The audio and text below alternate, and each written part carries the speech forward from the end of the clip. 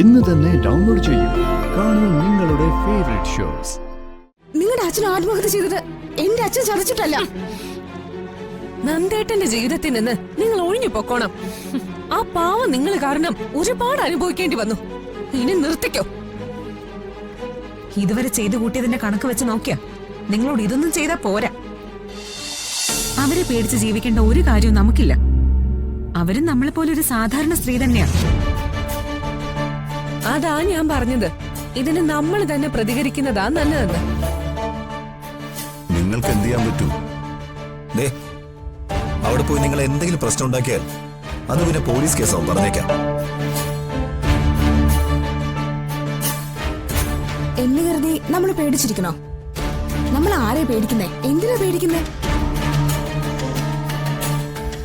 അവരെ പോലെ സ്ത്രീയെ പേടിച്ച് നമ്മൾ എന്നും ജീവിക്കണമെന്നാണോ?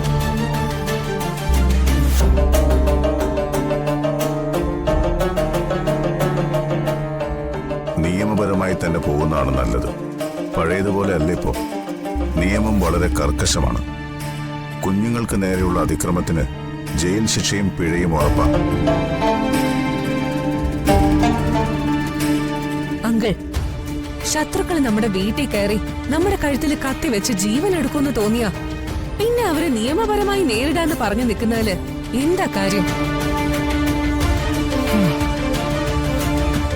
അപ്പോ നമ്മളെ കൊണ്ടാവുന്നത് പോലെ പ്രതികരിക്കണം. അതാ വേണ്ടത്. അനഘ പറഞ്ഞത് തന്നെയാ എന്റെ അഭിപ്രായം. ആതിരി എന്ത് പറയുന്നു? പ്രതികരിക്കാൻ ഞാൻ എപ്പോഴേ റെഡി.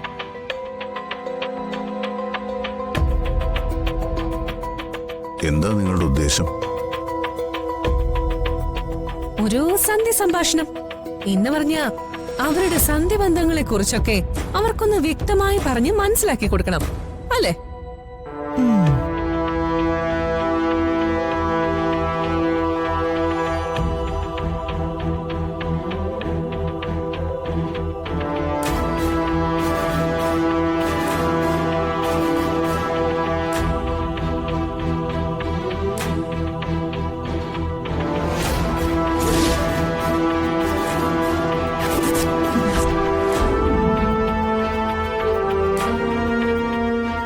ഹോസ്പിറ്റലിൽ നിന്നുള്ള CCTV വിഷ്വൽസ് അവരുടെ കൈ കിട്ടിയിട്ടുണ്ട്.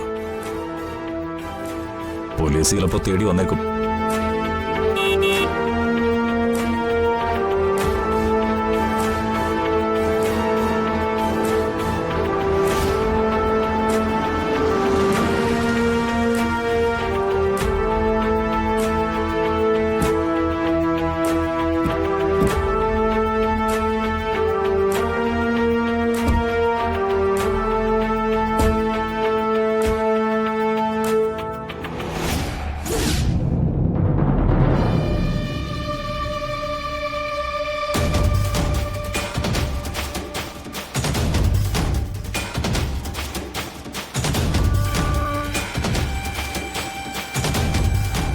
എന്താ വീണ്ടും 3 പേരും കൂടെ ഒരുമിച്ച് ഡൈവോഴ്സ് പേപ്പർ ഒപ്പിടാൻ വീണ്ടും എന്റെ കാലുപിടിക്കാൻ വന്നാണോ? അല്ല, നിങ്ങളെ ഒന്ന് സൽക്കരിക്കാൻ വന്നതാ. അതിനു മാത്രമുള്ള നാടകങ്ങളാണല്ലോ ചേച്ചി ഇപ്പൊ നടത്തിക്കൊണ്ടിരിക്കുന്നത്.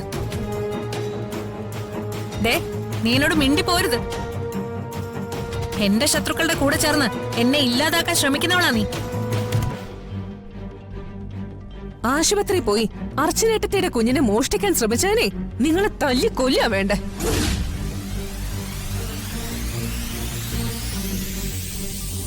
എല്ലാം തകർത്ത് സ്വന്തം ജീവിതം തന്നെ ഇല്ലാതാക്കിയിട്ടും നിങ്ങൾക്ക് മതിയായില്ലേ? നിങ്ങൾ ഈ ഭൂമിക്ക് തന്നെ ഒരു ഭാരോ. എവിടെയെങ്കിലും പോയി ചത്ത തൊലഞ്ഞൂടെ? എടീ,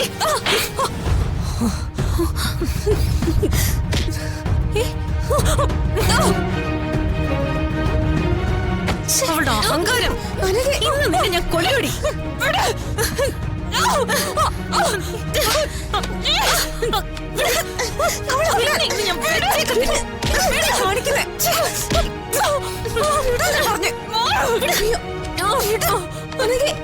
നിന്നെ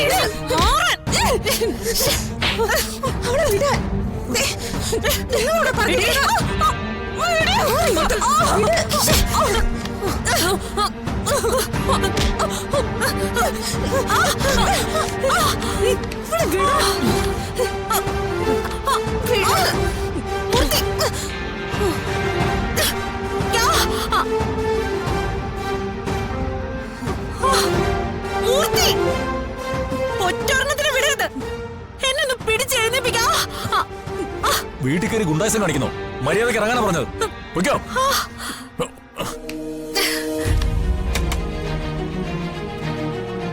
അങ്ങോട്ട് മാറി നിക്കടാ.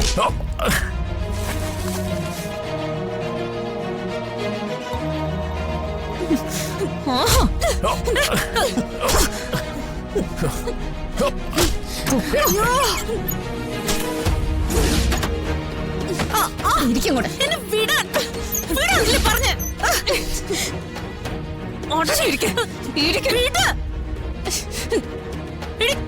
അതിലെ കരമുണ്ടോ? കേട്ട് മര്യാദക്ക് എന്നെ വിടാനാ പറഞ്ഞേ. സൗകര്യമില്ല. നിങ്ങളൊക്കെ ഞാനൊന്ന് ശരിയാക്കും. കെട്ടിക്കോ. കെട്ടരുത്. വിട് എന്നെ. വിടാൻ.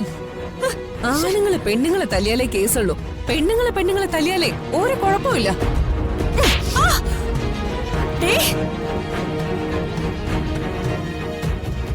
ഇതിനൊക്കെ ഞാൻ നിങ്ങളോട് പ്രതികാരം ചെയ്യോടി. അപ്പൊ ഇതിനെല്ലാം കൂടെ ചേർത്ത് ഒരുമിച്ച് തന്നാ മതി. ഞങ്ങളെ കൈ നീട്ടി മേടിച്ചോളാം. എന്റെ കൂടെ പിറപ്പാണെന്നൊന്നും ഞാൻ നോക്കത്തില്ല. ഓടിച്ച് ശരിയാക്കി കളയും ഞാൻ. ഇനി നെല്ലിശ്ശേരിയിലെ ഒരാളുടെയെങ്കിലും നേരെ നിങ്ങളുടെ കൈ ഉയർന്ന നിങ്ങളെ ഞങ്ങൾ തീർക്കും. ജയിലിൽ പോയി കിടക്കാനേ ഞങ്ങൾക്ക് ഒരു മടിയുമില്ല.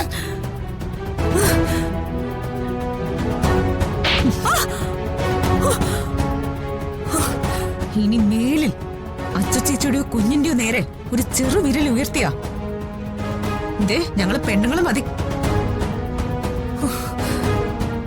നിങ്ങൾ ഇതിനകത്തിട്ട് കത്തിച്ചു കളയും. മനസ്സിലായോ?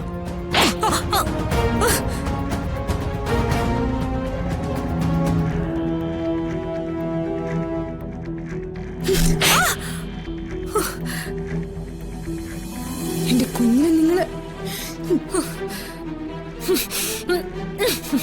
നിങ്ങളുടെ അച്ഛൻ ആത്മഹത്യ ചെയ്തത് എന്റെ അച്ഛൻ ചതച്ചിട്ടല്ല.